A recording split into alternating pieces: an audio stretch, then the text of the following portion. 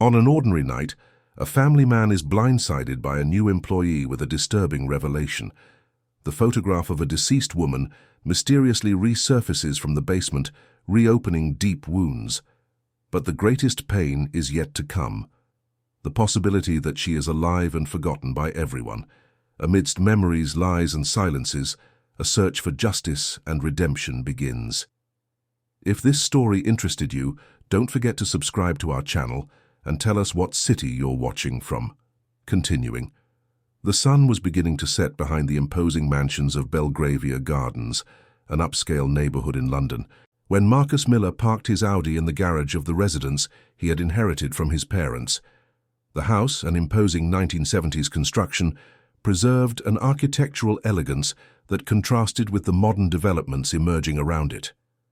Descended from one of England's most traditional agribusiness families, Marcus carried not only the empire built by his father, but also a silent pain that had accompanied him for over a decade. Upon entering the house, he was met by the usual silence. Silas, the butler, who had worked for the family for over 30 years, approached to take his briefcase and jacket. Mrs. Christina went out with Sophia for ballet. They said they'd be back for dinner at 8, Silas informed him with his customary formality. Marcus nodded, feeling the familiar relief that always enveloped him when he had the house to himself. Not that he didn't love his family. Christina, his wife, was admired by everyone in London's social circles, and Sophia, his 9-year-old daughter, was the only true ray of light in his life. But Christina's presence always brought an underlying tension, something that not even 15 years of marriage had managed to dissipate. And the new employee. Has she started? Marcus asked, remembering the recent hire. Yes, sir. Mrs. Christina put her to organize the old storage room in the basement. Marcus headed to his study and opened his laptop to review some contracts, but his eyes constantly drifted to the photograph on the table, a younger him, alongside his father, Augustus, a man of stern but fair expression, and his mother, Mrs. Eliza, with her eternal restrained smile that hid surprising strength. It had been exactly 12 years since Mrs. Eliza had passed away, a sudden departure, according to doctors, caused by heart complications.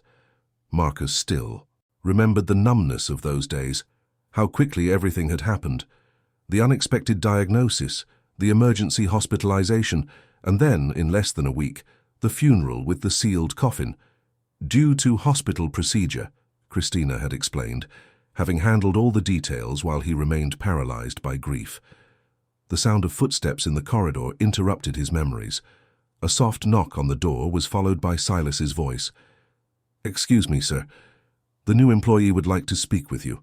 She said she found something that might interest you." Marcus frowned but nodded. The door opened wider, and a woman of about 50 entered.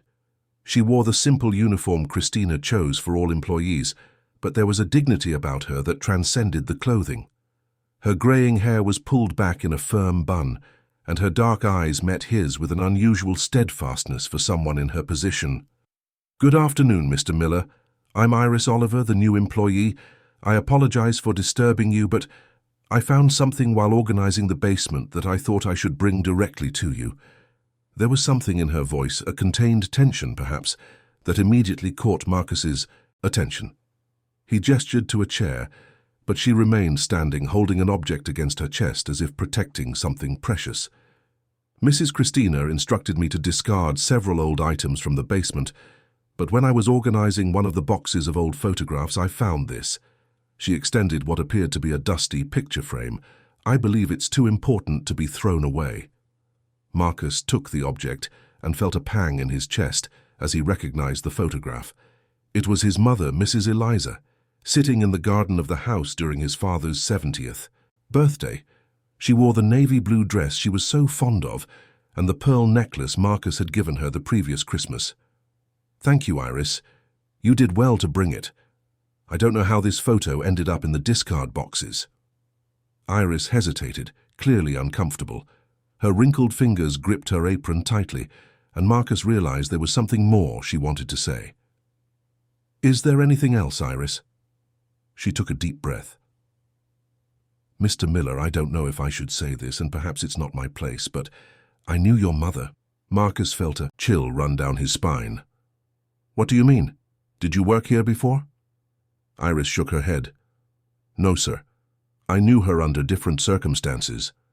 I worked for 7 years at St. Benedict's Institute, a clinic for the elderly in Ascot. Your mother was...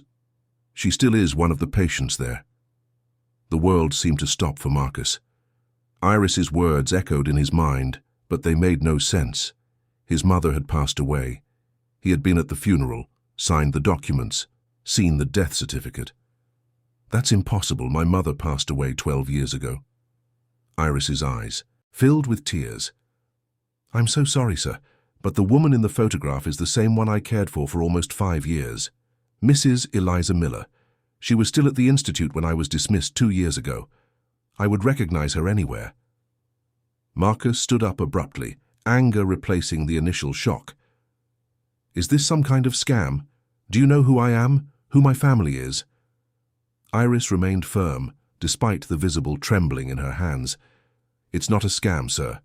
I'm risking my job and much more by telling you this, but ever since I saw the name Miller in the job interview, something told me I needed to check, now I'm sure. The lady in the photograph is the same one I knew as patient 247 at St. Benedict's. A sweet lady, with a sad look, who always said she had a son who would come for her one day. The description hit Marcus like a physical blow. His mother had always had that melancholic look, even in happy moments.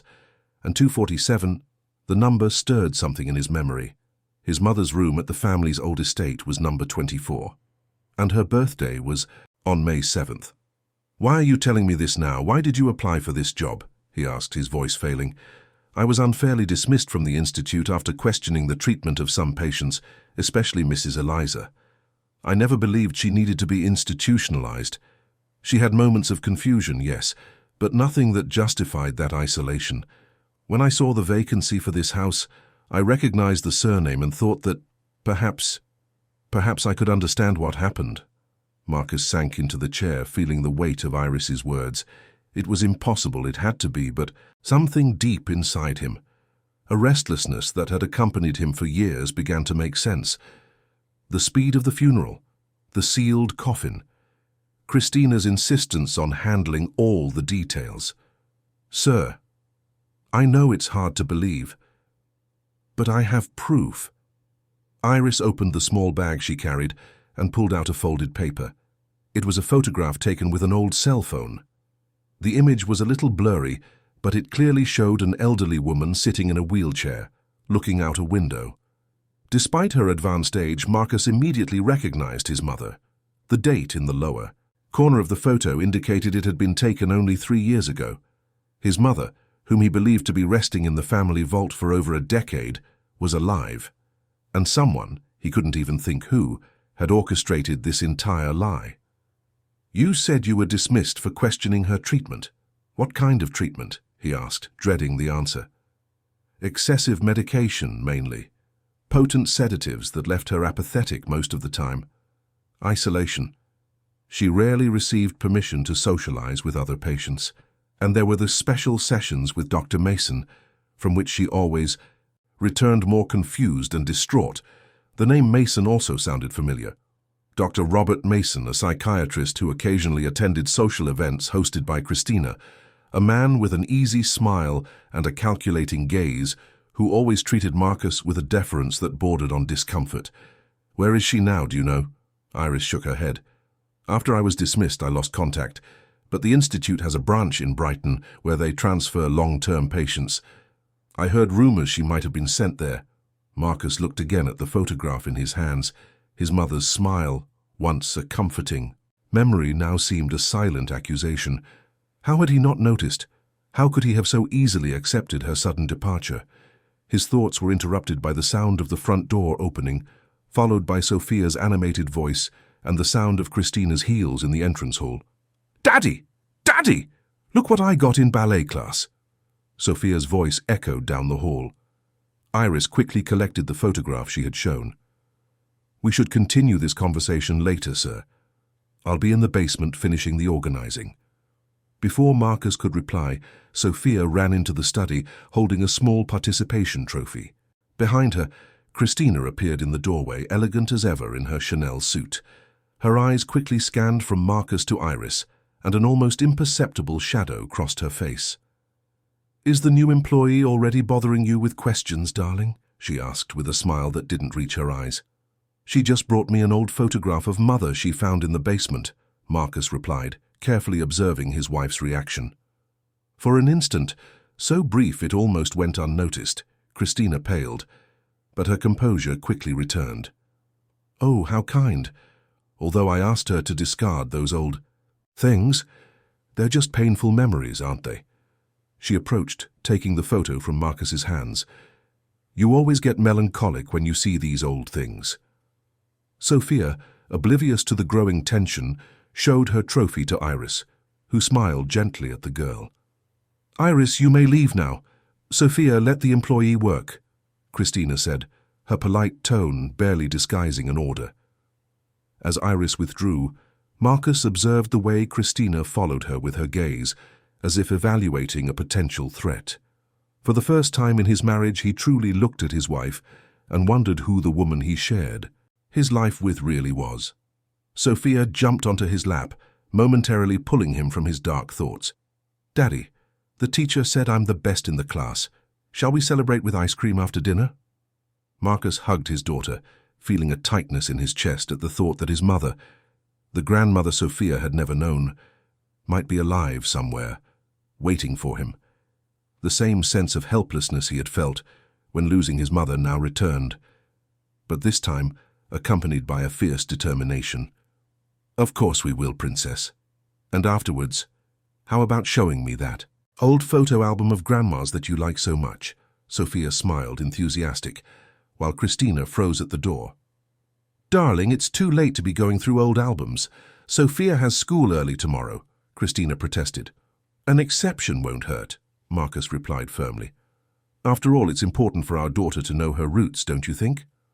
Christina's eyes narrowed slightly, but her smile remained in place. "Of course, darling. I'll ask Silas to serve dinner. Sophia, go wash your hands." As his wife and daughter left the study, Marcus looked at the drawer where his mother's photograph was now stored. A determination grew within him. If what Iris had said was true, and something in his heart told him it was, he would not rest until he discovered the whole truth and brought his mother back. Dear listener, what would you do in Marcus's place? Would you confront Christina immediately or investigate further before acting? Leave your comment and tell us what you think will happen in the next chapter of this intriguing story. That night was the longest in Marcus's memory. During dinner, he observed Christina's every move, searching for signs of the guilt he now suspected lay behind her impeccable facade. As Sophia animatedly recounted her ballet class, Marcus noticed how his wife avoided his direct gaze, how her hands trembled slightly as she served dessert. After putting Sophia to bed, Marcus went to his study, locked the door, and turned on his laptop. He began a search for St. Benedict's Institute, finding its official website, a luxurious establishment in Ascot, specializing in the humanized care of elderly patients with neurological and psychiatric disorders. The images showed well-maintained gardens and modern facilities, but something in the photos of happy patients seemed too artificial. He also found a small mention in the footer about the exclusive Brighton unit, without further details or images. It was as if that unit did not want to be found. A soft knock on the door interrupted his research. He quickly closed his laptop. "Marcus, why is the door locked?" Christina's voice sounded concerned. He took a deep breath before unlocking the door. Christina entered, already dressed in her silk nightgown and robe, her hair loose over her shoulders, the image of the perfect wife, prepared for another quiet night.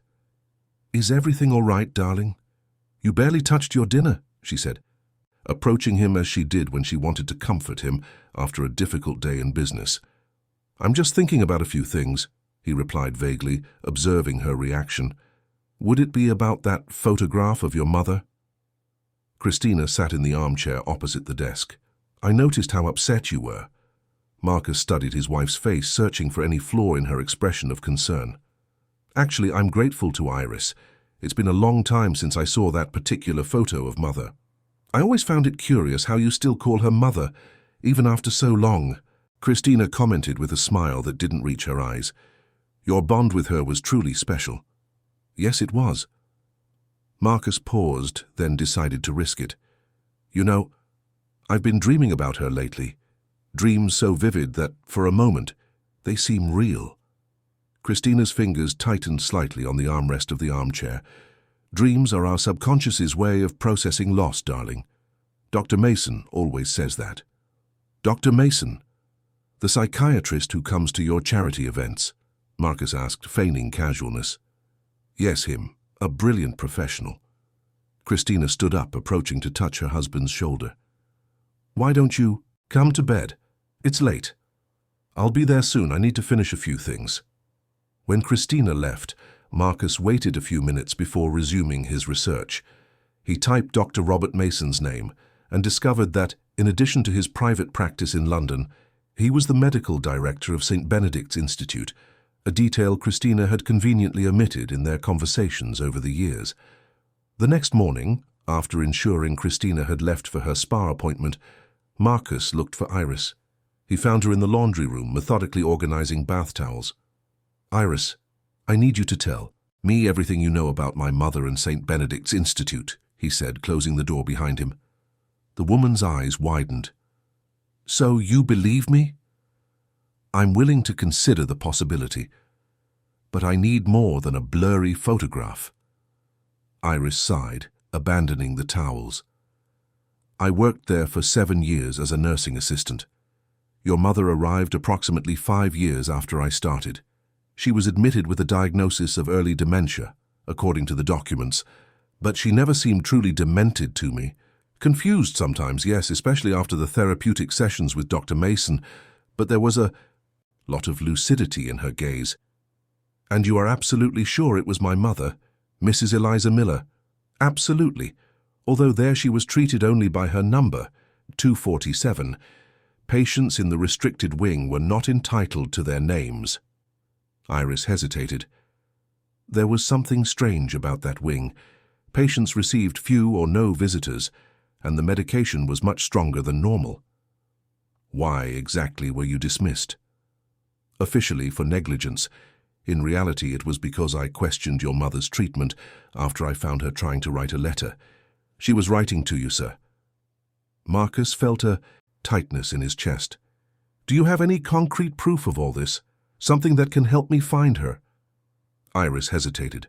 I shouldn't have done this, but when I realized I was going to be dismissed, I copied some pages from her medical record. She opened a small bag she kept hidden among the towels and pulled out some folded sheets. I also have this. It was a hospital identification bracelet with the number 247 and the name E. Miller printed on it. On the back, handwritten in faded ink, was a date, transfer 15/06/2022. Where was she transferred? To? To the Brighton unit, as I suspected. It's a more isolated location for patients considered long-term or special cases. Few St. Benedict's staff have access to that place. Marcus held the bracelet as if it were a sacred relic. I need an address, Iris, and I need your help. I have a contact who still works at the Institute, a nurse named Regina. She might be able to get information, but it's risky. If your wife finds out... My wife won't find out. Not yet. Marcus looked at Iris with determination. How much do you need to contact? Regina, whatever it takes, I'll pay. I don't want your money, sir. I want justice. What they did to your mother and other patients is inhumane. Then let's work together on this. Is there anything else you can tell me about my mother? Something that might help confirm her identity when I find her? Iris thought for a moment. She often mentioned a music box. She said it was the most precious gift you had given her, and that if she heard it again, she would know you had come for her. Iris's words struck Marcus like lightning. The carved, wooden music box he had bought in York when he was a teenager. Mrs. Eliza always kept it by her bed, and the gentle melody of Beethoven's Für Elise was like a sonic signature of his mother. That music box should have been among her belongings after her supposed departure. I never found it. Perhaps it's worth looking again, Iris suggested. In the following days, Marcus maintained an apparently normal routine. He went to the office, attended meetings, had dinner with his family. But inside, a silent revolution was underway. During the day, he discreetly sought information about St. Benedict's Institute and its mysterious annex in Brighton. At night, after Christina fell asleep, he rummaged through old documents stored in his study. It was on one of those nights that he found something disturbing.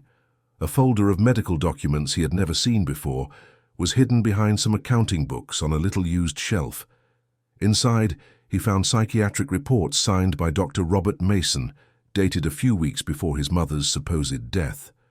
The documents described Mrs. Eliza as a patient with increasing signs of senile dementia, with episodes of paranoia, posing a risk to herself and others. The description was completely incompatible with the mother Marcus knew. Even more disturbing was Christina's signature on the consent forms for psychiatric treatment, dated 3 months before the announcement of Mrs. Eliza's death. Marcus felt a wave of nausea. Christina not only knew but had actively participated in everything. The woman he had chosen to share his life with, his daughter's mother, was capable of a cruelty he had never imagined possible. The next morning, after a sleepless night, Marcus received a discreet message from Iris. Regina confirmed, Brighton Hillside Unit. Patient 247 transferred 3 years ago. Still there. The final confirmation that his mother was alive hit Marcus hard. 12 years. 12 years believing she was resting in the family vault, when in fact she was trapped in an institution far from everything and everyone she loved.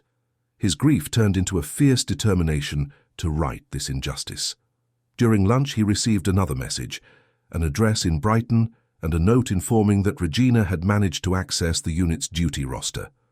The following Friday, there would be a shift change that would create a window of approximately an hour with reduced security. It was his chance. Marcus analyzed his options. He could confront Christina immediately, but without concrete proof of his mother's current condition, he risked a counterattack that could compromise everything. No, he first needed to find Mrs. Eliza. That night, during dinner, Christina casually commented, "Darling, I was thinking of taking Sophia to visit my parents in Cambridge this weekend. You could come with us." Marcus recognized the perfect opportunity. "Unfortunately, I can't. I have an important meeting on Friday that might extend into Saturday, but you two should go. Sophia loves her grandparents." Christina seemed relieved, exactly as he expected. "What a shame. But I understand. Business doesn't wait. We'll leave Friday morning then." When Friday arrived, Marcus said goodbye to Christina and Sophia, watching the car drive away with a mixture of relief and apprehension. As soon as they disappeared around the corner, he called Iris. "Everything's ready. Did you get what I asked for?" "Yes, sir. Regina provided the access card and the floor plan. She also confirmed that your mother is still there, in room 12 on the 2nd floor." Marcus nodded, his heart racing. "And the other matter?" "It's resolved. Mr. Green will meet us at the agreed point." Richard Green was a former police investigator who now worked as a security consultant. Marcus had discreetly hired him to help with the operation and, more importantly, to legally document everything they found. As he drove along the road towards Brighton, his cell phone rang. It was Regina, Iris's nurse friend. "Mr. Miller, I need to warn you that there's been a change of plans. Dr. Mason unexpectedly showed up at the unit half an hour ago. Something about an urgent patient transfer." Marcus felt his blood run cold. "What kind of transfer?" "I'm not sure, but I heard them mention patient 247. I think they're planning to move her." "Where to?" "They didn't say, but there's a clinic van prepared in the back parking lot. If you really intend to find your mother, you need to hurry." Marcus sped up the car. "I'll be there in 40 minutes. Regina, can you do something to delay them?" "I'll try. The afternoon medication hasn't been administered yet. I can create some confusion with that." As he drove frantically, Marcus called Richard, informing him of the change of plans. The former investigator promised to meet him directly at the clinic. Marcus's mind was buzzing with questions. How had Mason known? Had Christina discovered his plans? Or was it just a terrible coincidence? It didn't matter now. What mattered was getting there in time to prevent his mother from disappearing again. The dark clouds forming over the Chiltern Hills seemed a premonition of what was to come. A storm was approaching, both in the sky and in Marcus Miller's life, but he was determined to face it, no matter the cost. Listeners, have you ever wondered how you would react upon discovering that someone close had hidden such a painful truth for so long? What would you do in Marcus's place? Confront Christina immediately or proceed with the rescue plan first? Leave your comment on what you think should be Marcus's priority at this crucial moment. The rain was beginning to fall when Marcus finally spotted the gates of St. Benedict's Brighton hillside unit. Unlike the Ascot headquarters, with its lush gardens, the Brighton annex seemed deliberately discreet. A three-story building partially hidden by dense vegetation, surrounded by high walls and with a single entrance guarded by cameras. He parked his car a safe distance away, on a side street, and waited. A few minutes later, Richard Green stepped out of his black sedan and approached. "Mr. Miller, the situation has changed. One of my contacts confirmed there's unusual activity at the clinic. A transfer is being urgently arranged." "My mother," Marcus said, his heart racing. "We need to go in now." Richard nodded, opening a folder. "I have a preliminary court order here that I obtained through a judge friend.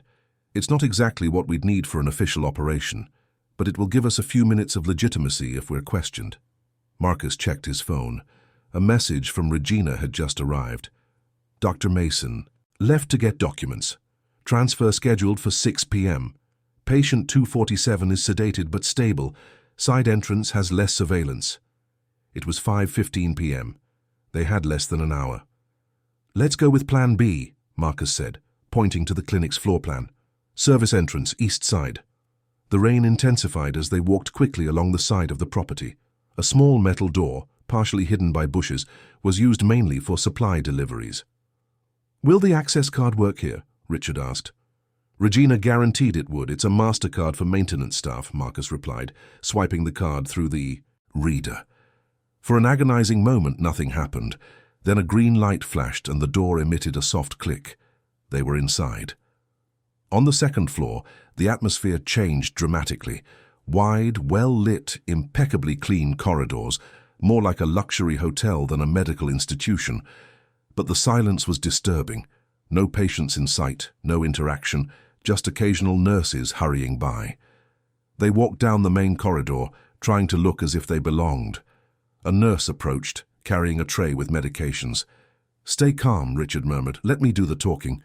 The nurse stopped, frowning as she saw the two men. "This area is restricted. You shouldn't be here." Richard showed a fake badge. "Security inspection. We're checking emergency exits by order of the London board." The nurse hesitated, clearly suspicious. "We weren't informed about any inspection today." "It was a last-minute request, due to the imminent visit of the Health Commission," Richard replied. "By the way, the patient in room 12 is being transferred today, correct? We need to check the evacuation route for that sector first." The mention of room 12 made the nurse pale. At that moment, the phone at the nursing station rang. The nurse looked back undecided. "Please answer it," Richard said. "We'll continue our check in the meantime." She reluctantly nodded and walked away to answer the phone. It was the opportunity they needed. They hurried down the corridor until they reached the door marked with the number 12. There was no name, just the number. Marcus swiped the card through the reader, praying it would work. The green light flashed, and the door opened. The room was larger than Marcus expected, tastefully decorated but with the impersonality of an expensive hotel room. A hospital bed occupied the center of the space, and on it, partially sitting up with the help of pillows, was an elderly woman. Marcus felt his legs weaken as he recognized her. Time had left its marks, completely white hair, a more wrinkled face, a more fragile body. But the eyes were unmistakably those of his mother, Mrs. Eliza Miller. She was looking out the window at the rain falling in the garden outside and seemed not to have noticed their entrance. Her expression was distant, probably an effect of the sedatives. "Mother," Marcus called, his voice trembling. "Mummy." Mrs. Eliza slowly turned her head towards the voice. Her eyes, initially unfocused, gradually gained a glimmer of recognition. "Marcus?" Her voice was a hoarse whisper. Is it really you, or is it another one of my dreams? Marcus quickly approached the bed, taking his mother's fragile hands in his. It's me, Mommy. I've come for you. I've come to take you home. Tears began to stream down Mrs. Eliza's wrinkled face. I knew you would come. Everyone said you had forgotten me, that you believed I was dead. But I knew, my son. A mother knows. Richard discreetly had begun filming the scene and documenting the room. He photographed the medications on the bedside table, the identification on Mrs. Eliza's bracelet, the medical record. Mrs. Miller, he said respectfully, approaching. I'm Richard Green. I'm here to help your son take you home. Can you confirm your full name for the camera? Eliza looked at Richard with surprising lucidity. Eliza Costa Miller. I was born on May 7th, 1947, in London. My son is Marcus Costa Miller, born on August 12th, 1975, and I have been held captive in this place against my will for almost 12 years. The firmness in her voice completely contradicted the diagnosis of dementia that justified her hospitalization. Marcus felt a mixture of relief and growing fury. Mother, can you get up? We need to get you out of here now. Mrs. Eliza nodded, trying to move. They gave me something this afternoon, as they always do when Dr. Mason comes. It makes me confused with wobbly legs, but it will pass. As Marcus helped his mother dress in a robe and slippers, they heard voices in the corridor. It's him, Mrs. Eliza whispered, suddenly tense. Mason, I can recognize his voice anywhere. Richard moved quickly to the door, opened it a crack, and peeked out. 2 men and a nurse. One of them must be Mason. They're coming this way. Marcus looked around, desperate. There was no other exit besides the main door. A sudden idea occurred to Marcus. He pulled the music box he had brought from his bag. Mother, do you remember this? Mrs. Eliza's eyes lit up at the sight of the object. My music box. You found it. I'm going to open it now, Mommy. And when the music starts, I want you to trust me completely. Marcus turned the small golden key on the side of the box. The gentle melody of Für Elise filled the room just as the door opened. Dr. Robert Mason entered, accompanied by a burly man who appeared to be security and the nurse they had encountered earlier. His eyes widened at the sight. Marcus standing by the bed, Richard with a camera, and Mrs. Eliza sitting on the edge of the bed wearing a robe over her nightgown. What is the meaning of this? Mason demanded. This is a restricted area. Who authorized your entry? Marcus stared at the man who for 12 years had held his mother prisoner, was older than he remembered from social events, completely grey hair, a face marked by expression lines that denoted more arrogance than kindness. I've come for my mother, Dr. Mason. Your scheme is over. Mason paled for an instant, but regained his professional composure with impressive speed. Mr. Miller, I understand your confusion, but this patient suffers from advanced dementia and delusions. She is not in a condition to leave here. Your own wife signed the authorization for her continued treatment. My wife has no legal authority for that, Marcus retorted, and we have enough evidence here that my mother is perfectly lucid.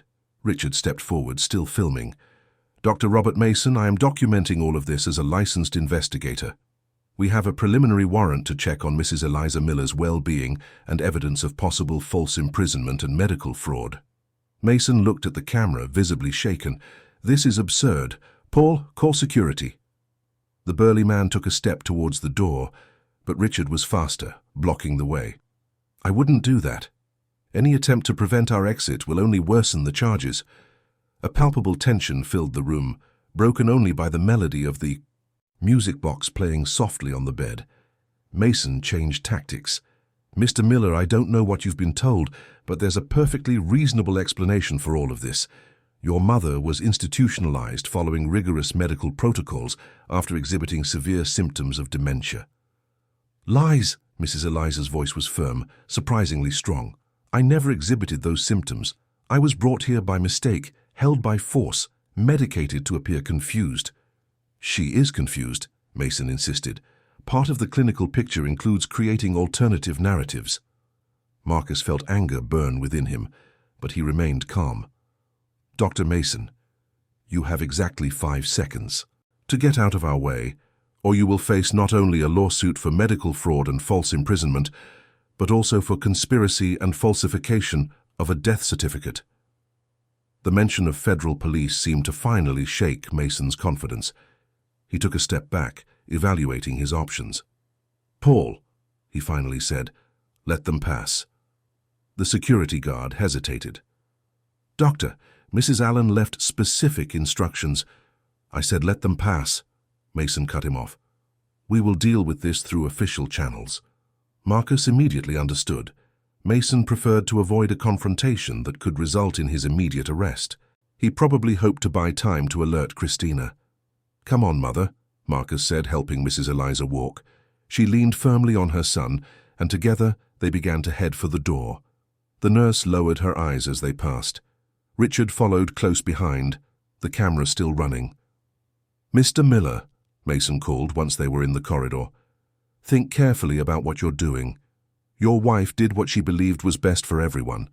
There are family matters involved that you may not be aware of." Marcus stopped and slowly turned. What family matters would justify making a mother believe she was abandoned by her son? What matters would justify making a son bury an empty coffin, believing his mother was dead? Mason did not answer, but his gaze said it all. There was more to this story, something Marcus still didn't know. "We will find out everything, Doctor. And when that happens, not all your prestige or money will be able to save you." The small group continued down the corridor, encountering other employees who watched them with astonishment, but no one tried to stop them. When they reached the service stairs, Richard checked to make sure. They weren't being followed. "Clear, but we need to be quick. As soon as we get to the car, we're going straight to the hospital in Brighton. We need an independent medical report on Mrs. Miller's condition." Going down the stairs was a slow process, with Mrs. Eliza still under the effect of sedatives. When they finally reached the service door through which they had entered, the rain was falling harder. "Can you walk to the car, Mother?" Marcus asked. Mrs. Eliza looked at the rain and smiled, a genuine smile that lit up her tired face. 12 years. Without feeling the rain on my face, my son. I'd crawl out of here if I had to." Marcus felt tears mix with the rain as he helped his mother along the soaked path to the car. Richard followed close behind, his equipment protected under his coat, constantly checking if they were being followed. In the car, Marcus helped his mother settle into the back seat, while Richard stored his equipment in the trunk of his own vehicle. "I'll follow you to the hospital," the investigator said. "Don't stop for anything." Marcus nodded, starting the engine. Before leaving, he looked at his mother in the rearview mirror. She was watching the rain through the window, touching the glass with her fingertips like a fascinated child. "Are you all right, Mother?" Mrs. Eliza smiled at her son through the mirror. "Everything is wonderful, my son. Finally, after so many years, I'm going home." As he drove through the wet streets of Brighton towards the hospital, his cell phone rang on speakerphone. It was Iris. "Mr. Marcus, Mrs. Christina just called home, asking for you. She sounded very nervous. She said she's returning from Cambridge immediately." "She knows," Marcus murmured. Mason must have alerted her. As he hung up, Marcus noticed his mother watching him intently. "That Iris," Mrs. Eliza said, "she's the one who found you, isn't she? Who told you the truth?" "Yes. She worked at the institute and cared for you. She was dismissed for trying to help you." Mrs. Eliza nodded. "I remember her. One of the few who treated me as a person, not a number." Her voice faltered. "Marcus, how long have you known I'm alive?" "Only a few days, Mother. Iris started working at our house last week. When she saw your photo, she recognized you immediately. And my granddaughter. You have a daughter, don't you? I heard the nurses commenting about patient 247's granddaughter a few times." Marcus felt a tightness in his chest. "Yes, Sophia. She's 9 years old. She's beautiful, intelligent, sensitive. She believes her grandmother is in heaven. That's what Christina always told her." "Christina." The name came out as a heavy sigh from Mrs. Eliza's lips. "Your wife never liked me, Marcus. From the beginning I noticed how she saw me, an obstacle, but I never imagined she would go this far." Why, Mother? Why would she do this? Mrs. Eliza was silent for a long moment. There are things you need to know, my son. About your father, about the will, about the company, but not now. First, we need to ensure I am truly free. They arrived at St. Teresa's Hospital, where Richard had already contacted a trusted doctor who was waiting for them. While his mother was examined, Marcus took the opportunity to call his lawyer, briefly explaining the situation and requesting immediate measures, a restraining order against Christina and Mason, legal documentation confirming Mrs. Eliza was alive, and the initiation of criminal proceedings against those responsible. 2 hours later, they left the hospital with a medical report stating that Mrs. Eliza Miller was perfectly lucid, exhibiting only signs of mild anxiety and side effects from sedative medication. There was no indication of the dementia described in her medical record. "Where do we go now?" Richard asked, meeting them at the exit. "Home," Marcus replied firmly. "It's time for my mother to return to where she always should have been." Mrs. Eliza squeezed her son's hand. "And Christina, will she be there?" "Probably, but don't worry, she won't be for long." Richard frowned. "Are you sure that's wise? She might cause trouble." "I have security at the house. Besides," Marcus looked at his mother, "there's someone who needs to meet her grandmother, and that can't wait any longer." As they drove back to London, the storm finally began to subside. Mrs. Eliza had fallen asleep in the back seat, exhausted by the day's events. His cell phone vibrated with a text message. It was from Christina. "I know what you did. I'm waiting at home. We need to talk before you make an irreparable mistake." Marcus did not reply. There was nothing left to say. The conversation they would have would not be about reconciliation or explanations. It would be about consequences. You, who are following us on this journey, do you believe Marcus should listen to Christina's explanations or simply demand that she leave his house immediately? What could have motivated such cruelty? Leave your comment and participate in this story that is reaching its most dramatic moment. The Miller mansion was fully lit when Marcus parked the car at the entrance. The rain had ceased, leaving that characteristic smell of wet earth in the air. Beside him, Richard attentively observed the residence, looking for signs of any suspicious activity. "Are you sure you want to do this now?" the investigator asked. "We could take her to a hotel, give her time to rest." Marcus shook his head. "No. My mother waited 12 years to come home. She won't wait another minute." Mrs. Eliza adjusted herself in the seat, observing the mansion with tear-filled eyes. "This house, it looks the same, but different at the same time, like a distant dream. Many things have changed, Mother, but your place here was never truly filled." Marcus turned to her. "Are you ready?" She nodded, taking a deep breath. "I'm ready to reclaim my life." Silas, the butler, opened the main door before they even rang the bell. His eyes widened as he recognized the fragile figure descending from the car, leaning on Marcus's arm. "Mrs. Eliza," his voice faltered. "My goodness, and is it really you?" "Hello, Silas." Mrs. Eliza smiled, her voice choked. "You haven't aged a day." The old butler couldn't hold back his tears. "All these years, we believed you had—" "I know," Mrs. Eliza interrupted softly, "but I'm back now." Marcus noticed the worried look Silas cast towards the inside of the house. "Is Mrs. Christina home?" "Yes, sir, in the living room, and young Sophia is upstairs with Iris." "Good. Please ask Iris to keep Sophia upstairs for now." As they crossed the entrance hall, Marcus noticed how his mother looked at every detail of the house, the paintings on the walls, the antique furniture, the large grandfather clock in the corner, as if she were memorizing every inch, afraid that everything might disappear again. In the living room, Christina stood by the fireplace, a glass of whiskey in her hand, still dressed in the clothes she had worn for the supposed trip to Cambridge. Seeing them enter, the glass almost slipped from her fingers. "So it's true," she said, her voice controlled, but with a perceptible note of panic. "Mason said you had taken her from the clinic, but I didn't believe you would be so reckless." Marcus felt anger surge within him, but his mother's presence beside him kept him calm. Reckless is kidnapping a person, faking her death, and holding her prisoner for 12 years, Christina. Christina took a long sip of her drink before replying, "You don't understand, Marcus, you never did. I did what was necessary to protect our family." "Protect from what?" Mrs. Eliza's voice sounded firm. "From a lady who only wanted the best for her only son?" Christina stared at her mother-in-law with a mixture of surprise and disdain. "You're much more lucid than I expected, Eliza. The doctors said the medication—" "They haven't drugged me for a few hours," Mrs. Eliza interrupted, "and surprisingly, all the symptoms of my supposed dementia seem to have disappeared." Richard, who had remained by the door, continued to document everything with a small camera. Christina shot him a furious look. "Who is this man? Why is he filming in my house?"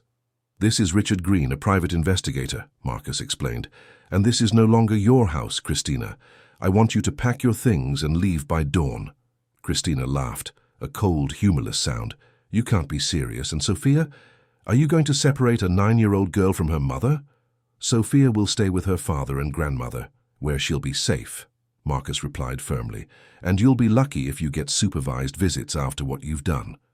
Christina's face paled. For a moment she seemed genuinely vulnerable. Then her expression hardened again. "Do you really think I'm the monster in this story, that I did all this out of malice?" She walked to a desk in the corner of the room, opened a drawer, and pulled out a folder. "Perhaps it's time for you to know the full truth about your dear mother." Marcus felt Mrs. Eliza stiffen beside him. "Don't fall for her manipulations, son," she whispered. Christina opened the folder and pulled out some sheets. "Your mother never told you about your father's final moments, did she? About how he really died?" "My father had a heart attack," Marcus replied. "He was at the estate when it happened." "That's what everyone believes." Christina extended a document. "This is the true autopsy report of Augustus Miller, a report your mother managed to suppress." Marcus hesitated, looking at his mother, whose face had lost its color. Reluctantly, he took the paper from Christina's hands. The document looked authentic, official letterhead from the medical examiner's office, official signatures. But the conclusions were shocking. Cause of death, cardiac arrest induced by digoxin overdose. Classification, poisoning. Suspicious circumstances requiring further investigation. Marcus felt the ground disappear beneath his feet. This can't be. "Drew!" "It's a forgery," Mrs. Eliza said, her voice trembling. "Augustus had a natural heart attack. I was with him when it happened." "Exactly," Christina smiled coldly. "You were the only one present when he died. And curiously, weeks before, he had modified his will." Marcus looked from his mother to Christina, feeling lost between two incompatible narratives. "What restrictions?" Christina pulled another document from the folder. "Your father discovered something about your mother's past, something that made him fear for you and the future of the company. In the original will, he had stipulated that Mrs. Eliza could only manage her share of the assets under the supervision of a family council." "That's absurd," Mrs. Eliza protested, but her voice had lost some of its previous firmness. "Then explain this." Christina handed Marcus what appeared to be a diary page. The handwriting was unmistakably his father's. Augustus's last diary entry, written 3 days before his death. Marcus read aloud. "Today I discovered something terrible about Eliza. All these years, and she never told me about her past in Reading, about what happened at that clinic about the child. How can I trust her now? How can I leave Marcus's future in the hands of someone who hid something so serious? I need to protect our son, our legacy. Tomorrow I will speak with Dr. Mason about how to proceed." A heavy silence fell over the room. Marcus slowly turned to his mother, whose eyes now overflowed with tears. "Mother? What is he talking about? What clinic? What child?" Mrs. Eliza closed her eyes for a moment. "Your father discovered something that happened long before I met him, something I had buried in the past because it was too painful. She was institutionalized in a psychiatric facility at 19, Christina interjected, her voice laden with triumph. "For infanticide." "No!" Mrs. Eliza cried out, with surprising strength. "It wasn't like that. It never was." Marcus felt dizzy, unable to process what he was hearing. Richard had stopped filming and watched the scene with a grave expression. "I had a daughter before I met your father," Mrs. Eliza explained, holding Marcus's hand. "I was very young, unmarried, from a traditional family. I was sent to a retreat house in Reading to hide the pregnancy. When the baby was born, they told me she was stillborn. Years later, I discovered it was she was alive, had been given up for adoption without my consent." "That's the convenient version she tells," Christina interrupted. "But the clinic records show another story.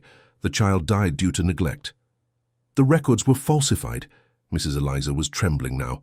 "My family couldn't bear the scandal of an unmarried daughter with a baby. It was 1966, different times. They institutionalized me, medicated me, made me believe I was crazy." Marcus hugged his mother. "And my father discovered this?"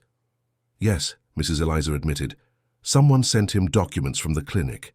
He was devastated, not by what had happened, but because I had never trusted him enough to tell him. We had a terrible argument. He threatened to take you away from me. The next day, he had the heart attack. I swear to God, Marcus, I didn't do anything. I loved him." Christina watched the scene with a calculating expression.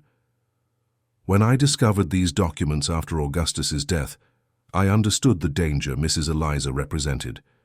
She had managed to conceal the true cause of his death. What would stop her from doing the same to you, Marcus? To our daughter? So you decided to solve the problem by institutionalizing her and faking her death," Marcus concluded, his voice filled with contempt. "It was for protection," Christina insisted. Dr. Mason confirmed that she showed the same signs of instability. "Lies," Iris's voice sounded from the living room doorway. "I worked at the clinic for years. Mrs. Eliza never showed any signs of instability that weren't caused by the very medications they forced her to take." Christina shot Iris a look of pure hatred. "You know nothing. You're just an intrusive employee." "I know enough to recognize abuse when I see it," Iris retorted firmly, "and I have evidence that Dr. Mason systematically falsified the medical records of wealthy patients to extort families." The atmosphere in the room changed rapidly. Christina realized she was losing control of the situation. In a sudden movement, she opened the handbag resting on a chair and pulled out a small metallic object. "Get down!" Richard shouted, recognizing a weapon. But Christina didn't point the weapon at anyone. Instead, she placed it on the coffee table. "I'm not a monster, Marcus. I genuinely believed I was protecting our family. When I discovered the documents about your mother's past, I was terrified. I consulted Mason, who confirmed my worst suspicions, and conveniently suggested the institutionalization," Marcus completed. "It was his idea to fake the death," Christina admitted, surprising everyone. "He said it was the only way to prevent her from legally challenging any institutionalization. I didn't want to at first, but he convinced me it was the only way to protect Sophia, who was on the way." Marcus watched his wife, trying to reconcile the woman he had loved with the person capable of such cruelty. "And for 12 years you maintained this lie. You saw my pain, my grief, and said nothing. At first we planned to only keep her institutionalized for a while, but then it became impossible to go back. How would we explain?" A heavy silence fell over the room. Mrs. Eliza was the first to break it. "You stole 12 years of my life, Christina," she said without anger, just immense sadness. 12 years away from my son, 12 years without knowing my granddaughter, all based on lies about a past you don't even understand." "Daddy?" A child's voice sounded from the stairs. Sophia stood on the first step, still in her unicorn pajamas, her eyes wide with curiosity. "Who is that lady?" Time seemed to freeze. Christina paled, Marcus was speechless, and Mrs. Eliza smiled, a smile full of love and longing suppressed for years.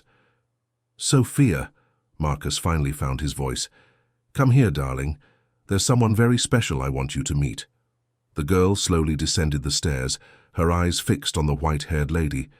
When Sophia approached, Mrs. Eliza knelt, reaching the child's height. "Hello, Sophia," she said, her voice trembling slightly.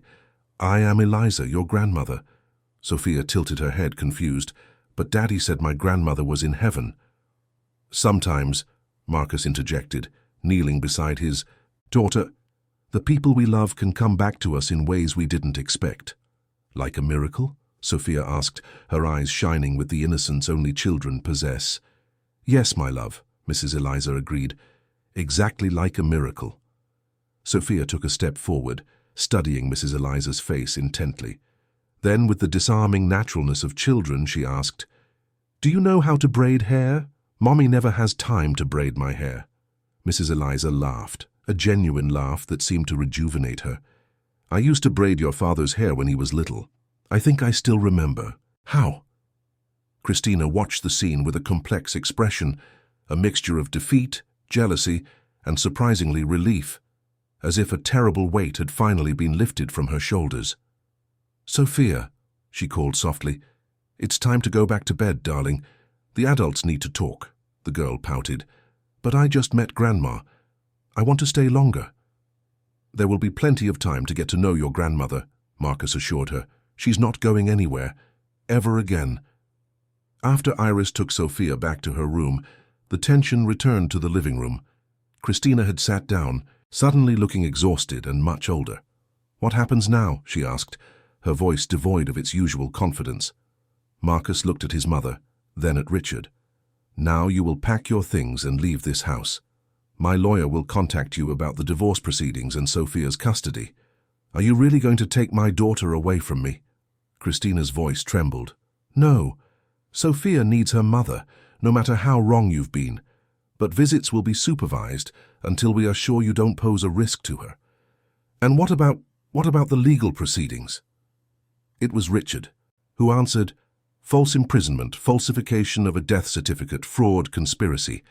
The list is long, Mrs. Allen. Dr. Mason will likely face even more serious charges." Christina nodded slowly, the reality of her situation finally setting in.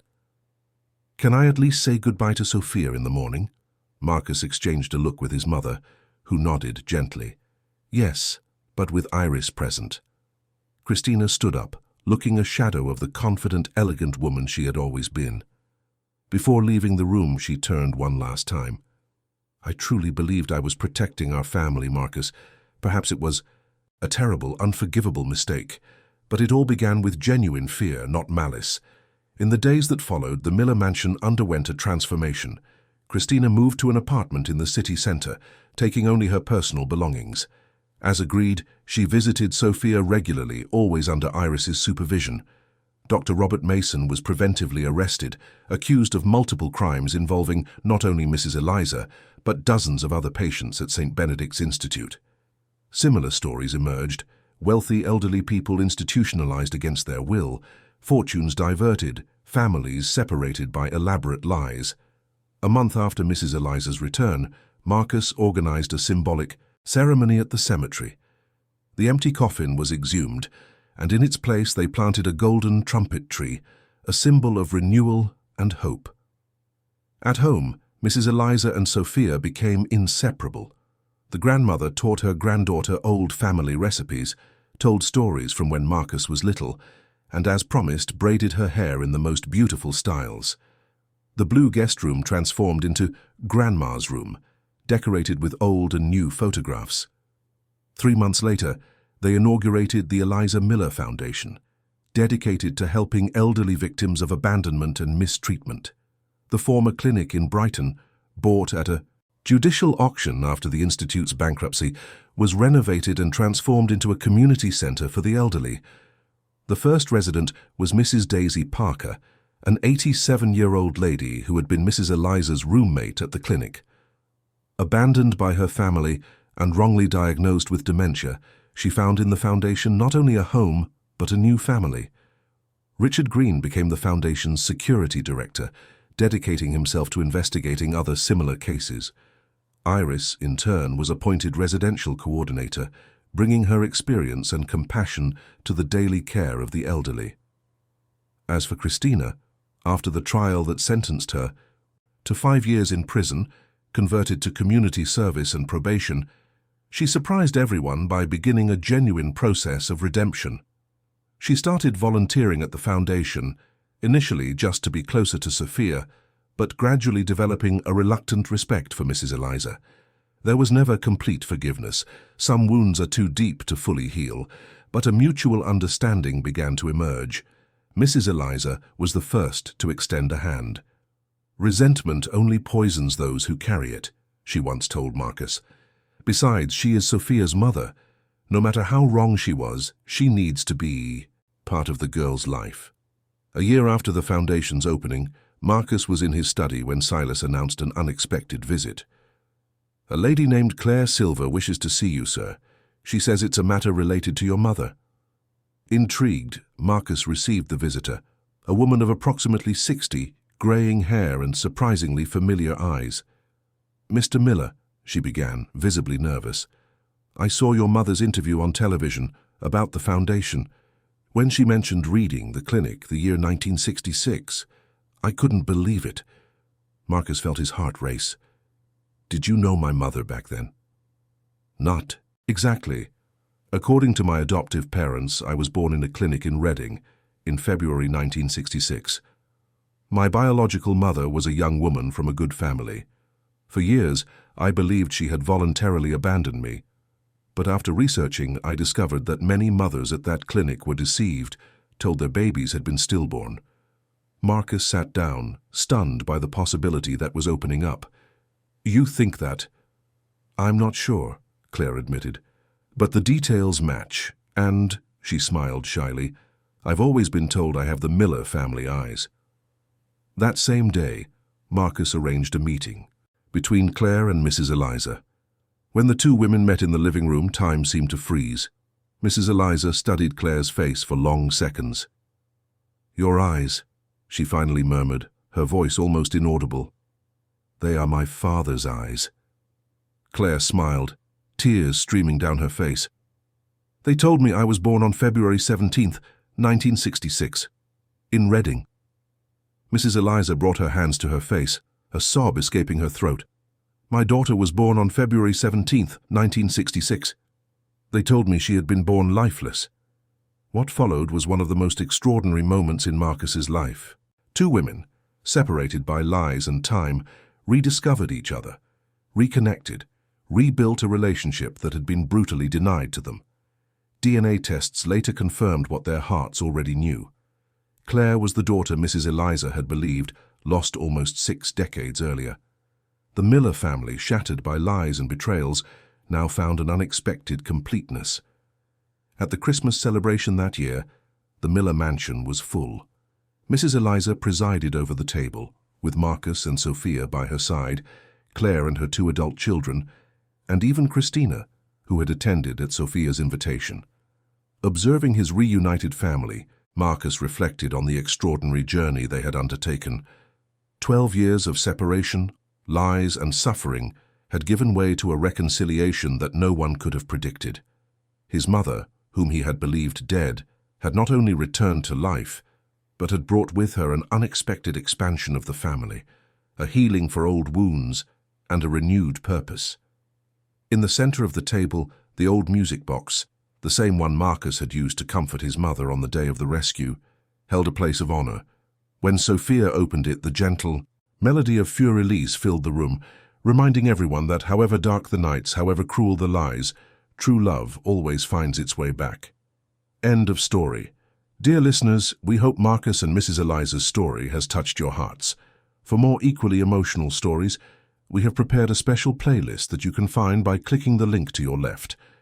If this narrative stirred emotions in you, don't forget to subscribe to our channel, leave your like, and share it with anyone who also appreciates stories that explore the depth of family ties. Every day we bring new narratives that reveal the complexity of life and the power of true love. We look forward to reading your comments. After all, what part of this journey touched your heart the most? We await you in our next story.